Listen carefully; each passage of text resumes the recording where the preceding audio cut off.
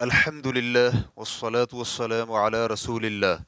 کیا استوا علی العرش کی تفسیر کرتے ہوئے بیٹھنے کا لفظ استعمال کر سکتے ہیں؟ سوال کیا گیا ہے، کیا مسلمان یہ کہہ سکتا ہے کہ اللہ رب العزت عرش پر بیٹھا ہوا ہے؟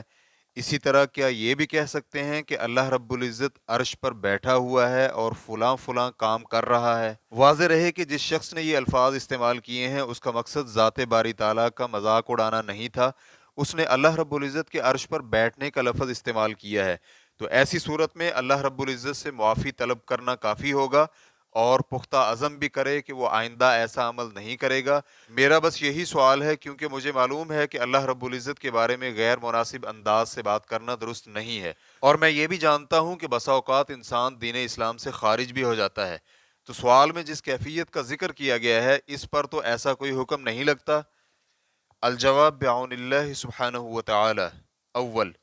اللہ رب العزت کے بارے میں اتنا ثابت ہے کہ اللہ رب العزت کی ذات عرش پر اس طرح مستوی ہے جیسے اس کی شان اور کمال کے لائق ہے۔ اللہ رب العزت کی اس صفت کا تذکرہ قرآن پاک میں 7 جگہ پر آیا ہے، ان میں سے ایک جگہ یہ بھی ہے، ان ربکم اللہ الذی خلق السماوات والارض فی 6 ایام ثم استوى علی العرش۔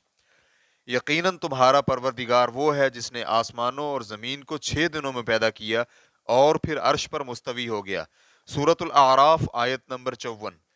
تو استوا کی تفسیر میں مشہور قول یہ ہے کہ اس سے مراد بلندی اور رفعت ہے، جیسے کہ امام بخاری رحمہ اللہ نے صحیح بخاری میں باب کا عنوان قائم کرتے ہوئے لکھا ہے،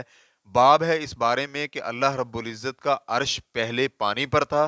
اسی طرح فرمانے باری تعالیٰ ہے اور وہ عرش عظیم کا مالک ہے۔ ابو العالیہ رحمہ اللہ کہتے ہیں کہ استوا الی السماء یعنی بلند ہوا، جبکہ مجاہد کہتے ہیں استوا کا معنی ہے عرش پر بلند ہوا۔ امام بغوی رحمہ اللہ کہتے ہیں ثم استوى الى السماء کی تفسیر میں ابن عباس رضی اللہ عنہما اور دیگر اکثر سلف مفسرین کا کہنا ہے کہ اللہ رب العزت کی ذات آسمان کی طرف مستوی ہوئی۔ تفسیر بغوی جلد نمبر 1 صفحہ نمبر 78۔ امام بغوی سے ابن حجر رحمہ اللہ نے اس بات کو فتح الباری جلد نمبر 13 صفحہ نمبر 417 میں نقل کیا ہے، اور مزید کہا ہے کہ ابو عبیدہ، فرا اور دیگر مفسرین کی بھی یہی رائے ہے، جبکہ ذات باری تعالیٰ کے عرش پر بیٹھنے کے حوالے سے جو احادیث بیان کی جاتی ہیں تو وہ صحیح نہیں ہیں، تاہم بعض سلف صالحین نے اس کو استوا کی تفسیر میں صحیح مانا ہے، جیسے کہ امام خارجہ بن مصعب زبعی رحمہ اللہ سے مروی ہے کہ ان کے موقف کو عبداللہ بن احمد بن حنبل نے اپنی کتاب السنہ جلد نمبر 1 صفحہ نمبر 105 میں نقل کیا ہے، اور اسی طرح امام دارقطنی رحمہ اللہ نے اپنے مشہور اشعار کے اندر لفظ قعود کو اللہ رب العزت کے لیے ثابت مانا ہے۔ اگر یہ الفاظ ثابت ہو بھی جائیں تو پھر بھی مخلوق سے اس بیٹھنے اور قعود کی کیفیت الگ ہوگی، مشابہت نہیں ہوگی۔ چنانچہ شیخ الاسلام ابن تیمیہ رحمہ اللہ کہتے ہیں، جب یہ بات واضح ہو گئی کہ فرشتوں اور انسانوں کی روحوں کی جو صفات نقل و حرکت اور اوپر نیچے سے تعلق رکھتی ہیں یہ آپس میں انسانی جسم کی حرکت کے مشابہ نہیں ہیں، اسی طرح آنکھ سے دیکھی جانے والی دیگر دنیاوی چیزوں کی حرکتیں بھی آپس میں نہیں ملتی، نیز روحوں وغیرہ میں وہ کچھ ممکن ہو سکتا ہے جو انسانی جسم میں ممکن نہیں ہے،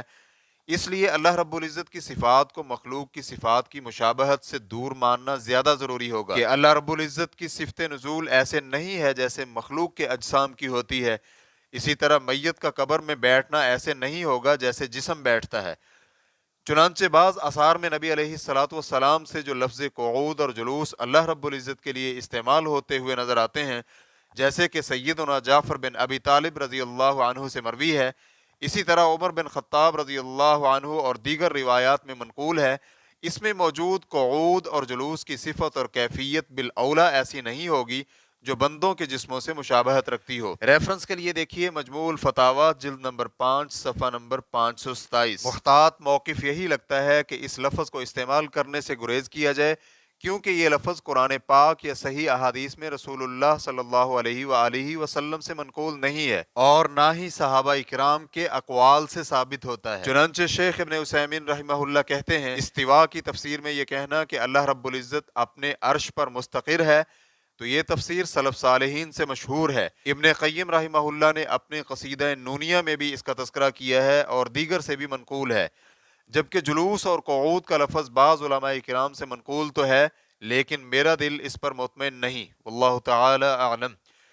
ریفرنس کے لیے دیکھیے مجموع فتاوی ابن عثیمین جلد نمبر 1 صفحہ نمبر 196۔ اسی طرح الشیخ البراق حفظہ اللہ کہتے ہیں بعض آثار میں لفظ جلسہ کی نسبت اللہ رب العزت کی طرف وارد ہوئی ہے کہ اللہ رب العزت اپنی کرسی پر جیسے چاہے بیٹھا ہوا ہے، جبکہ بعض اہل علم نے اس لفظ کو مطلق ہی رکھا ہے، اور شیخ الاسلام ابن تیمیہ رحمہ اللہ کی گفتگو کا سیاق یہ محسوس کرواتا ہے کہ لفظ استوا میں قعود شامل ہے۔ تاہم پھر بھی بہتر یہی ہے کہ اس لفظ کو استعمال کرنے سے گریز کیا جائے کہ یہ لفظ صحیح ثابت ہو جائے۔ ریفرنس کے لیے دیکھیے شرح الرسالۃ التدمریہ صفحہ نمبر 188۔ مذکورہ تفصیلات کے بعد خلاصہ یہ ہوا کہ لفظ جلسہ اللہ رب العزت کی ذات کے لیے استعمال نہ کیا جائے، استوا علی العرش کہا جائے، اور پھر استوا کا معنی بلند و بالا ہونے سے کیا جائے، کیونکہ سلف صالحین سے منقول الفاظ پر اکتفا کی صورت میں کسی قسم کا کوئی اعتراض نہیں بنتا، لیکن دھیان میں رہے کہ ایسے الفاظ عامت الناس کے سامنے نہ بولے جائیں، کیونکہ یہ ممکن ہے کہ لوگ کسی غلط فہمی میں مبتلا ہو جائیں گے اور تشبیہ کا ارتکاب کر بیٹھیں گے۔ یہاں یہ بات بھی واضح ہو چکی ہے کہ یہ تعبیر کفریہ نہیں ہے، بلکہ ایک اختلافی صفت استوا کی تفسیر ہے، اور ہم نے یہ بھی بتلا دیا ہے کہ یہاں بہتر یہ ہے کہ ان الفاظ کو استعمال نہ کیا جائے۔ واللہ تعالی اعلم۔ اسلام کیو اے ریکارڈنگز مؤسسۃ الشیخ محمد صالح المنجد، المملکۃ العربیۃ السعودیہ، فتویٰ نمبر 258981۔ والسلام علیکم ورحمۃ اللہ وبرکاتہ۔